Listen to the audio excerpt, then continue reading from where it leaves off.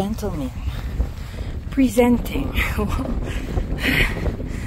the Mountain Bach Sunrise.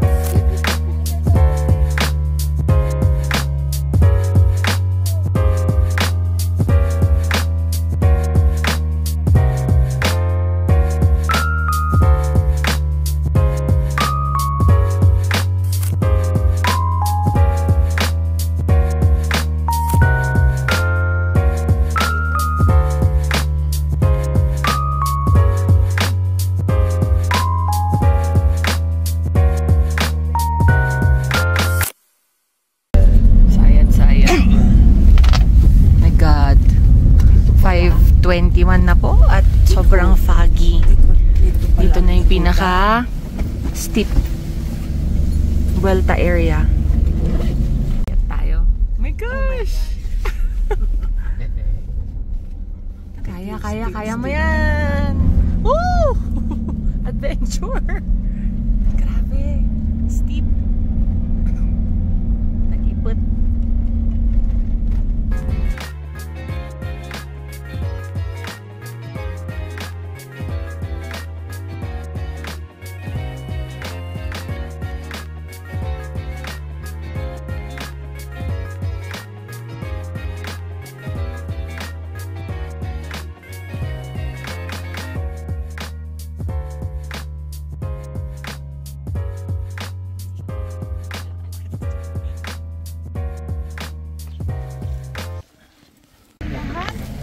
Morning! Atop and Mountain. So kami po yung mga tour guides nyo. Ako po si Ate Archie, Maricel po, and then si Charles.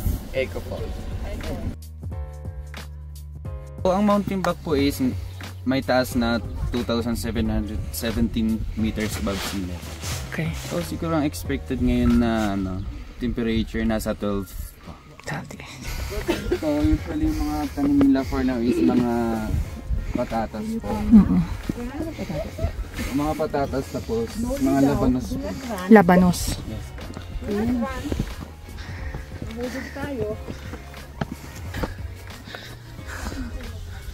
We're on the way to Mountain Bach. Ano, tsura mo mukha ka? Kakaiwan. Okay na mag-inom.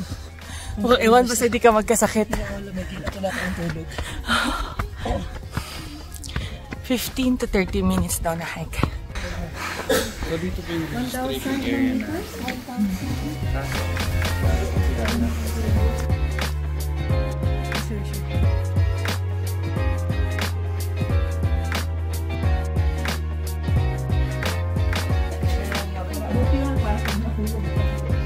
12.6 degrees Celsius. Pwede nang i-harvest, oh. Hindi pa. Wala pa po, ma'am. Yan po mga cabbage po. So yung ano po, yung cabbage nasa 6 months po siya. So bali ano po? Yes po. Yes po. 2 months po na ano.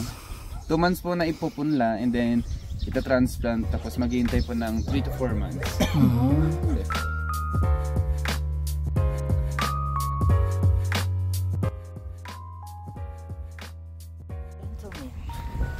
Presenting the Mountain Bach Sunrise.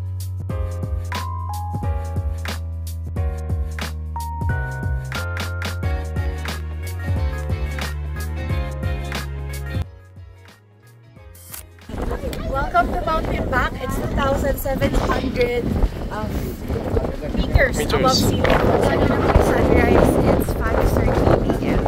Enjoy the view!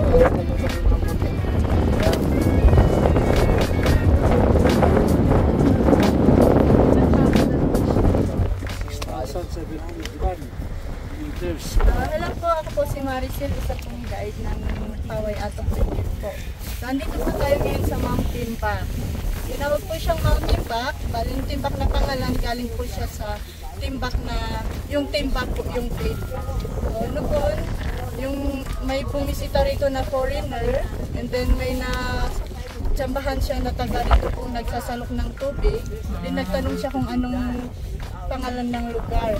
Yung naintindihan po ng taga rito is yung timba yung tinatawag, kaya sinabi niya timba. Yung timba po is Ibaloy word ng timba.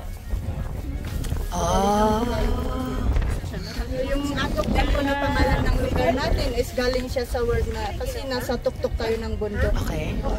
On top of the mountain, yung Ibaloy term din po na naipatok sa suntok. Naipadtok. Naipatok. Naipadtokwan. Okay, naipadtok. Doon galing po yung atok na pangalan ng Naipadtok at syuntok. naipatok si suntok. Ano yung syuntok? Mountain. Syuntok pala mountain. O kaya, ang pinakamahirap intindihin sa Cordillera languages ang Ibaloy. Pero kung taga Pangasinan ka, maintindihan mo. Kasi may similarity. Oo. Kasi yung nag-migrate. Nukan ka na ay makasao kami. Siya I can speak kan ka na. Ngam di Ibaloy, shiman. Talaga nga. Naunag.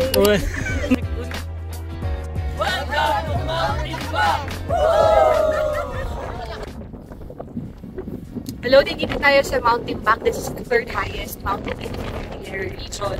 So may dalawang trail tayo dito. Standard trail na maakyat. Tapos, yung pababa naman, magta-traverse tayo papunta dun sa grotto. Timbak Grotto. So, doon tayo bababa. So, it's about 10 minutes. So, actually, madali lang yung hike papunta dito. Ang medyo tricky lang talaga is the road going up. Kasi sobrang steep at saka very narrow. Pero it's such an adventure. Na-enjoy ninyo kasi sa mga hindi kaya mag-hike sa Mount Pulag, Timbak is another choice for you. So, let's go and check the grotto. Tara!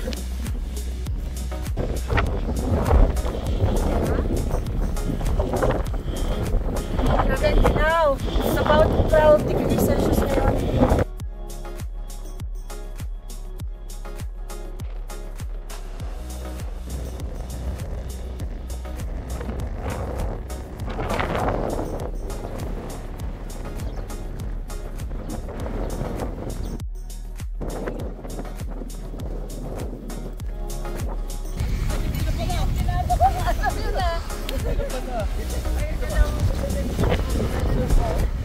Ganda, may clearing na. Ang ganda. Supposedly yun ang summit. Ito ang summit dapat. Kaya ginawa yung viewpoint na doon, no? Dahil nandun yung mga cell sites nila. Delikado kasi baka tamaan ng kidlat. Ka dyan! Ayan, so nakikita po natin na ang Mount Pulag, yung summit. Ayan, doon. So, nandito tayo sa Mount Timbak. Nakikita natin yung Mount Pulag. So, Mount Pulag is the highest mountain sa Cordillera and third highest naman in the Philippines. So, syempre, it's still the best. Tapos, i-next nyo na itong ano. Kung gusto nyo mag-practice Mount Timbak muna, no? Tapos, saka kayo mag-Mount Pulag. Enjoy the view. Okay na si Mount Pulag. At para ka lang nakapunta sa Pulag. Yeah, kaya buti hindi tayo nag-back trail. Kasi kung nag-back trail tayo, wala. Oh, Jen, kita miss na, oh. Beautiful!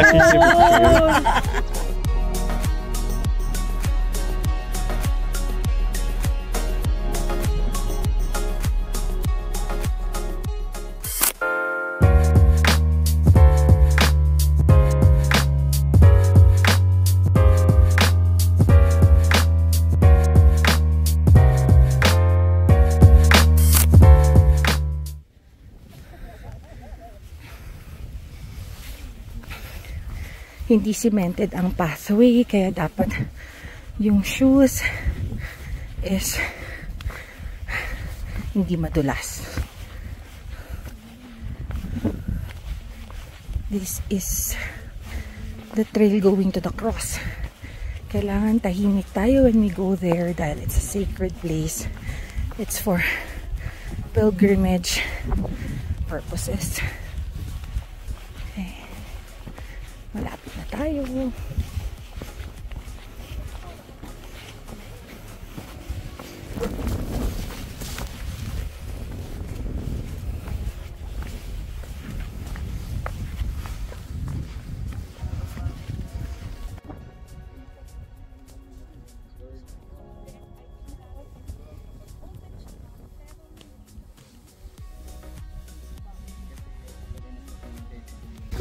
Anong meron po dito? Dito ma'am kasi is yung Station of the Cross. Bali, ang ginawa po natin is traverse. Kung uunahin po natin ang dun sa baba, kung mag-Station of the Cross, kailangan sa baba muna. And then, ito po yung end. So, kung Station of the Cross sa baba manggagaling. Yes, okay. Pero ang ginawa po kasi natin, inikot natin siya.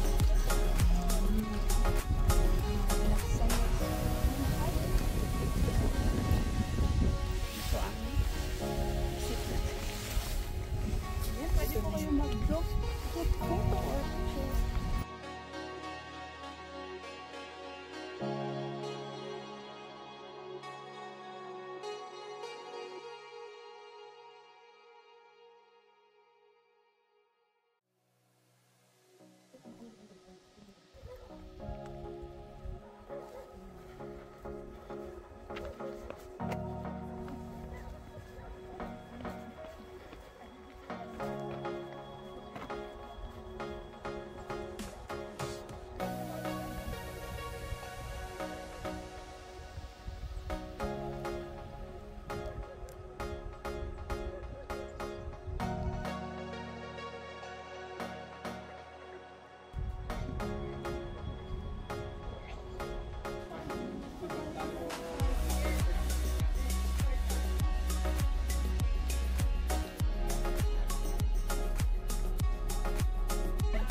rate fee comedy PC rooms nikat no 1 to 3 to pay no 4 pataas nikat bali 500 per head.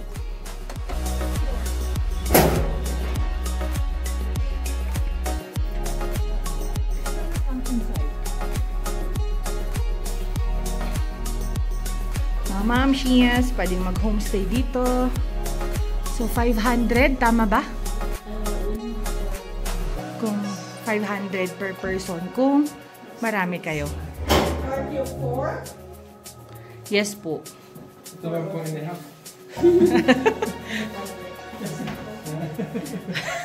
Grabe ka naman.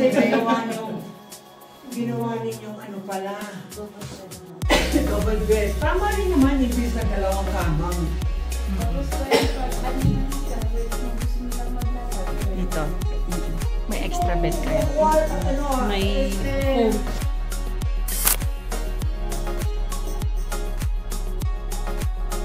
Yung kanilang succulents, tumutubo kung saan-saan. Correct. Pag binili mo to sa tao. Diba? Pwede naman basta magpaalam ka.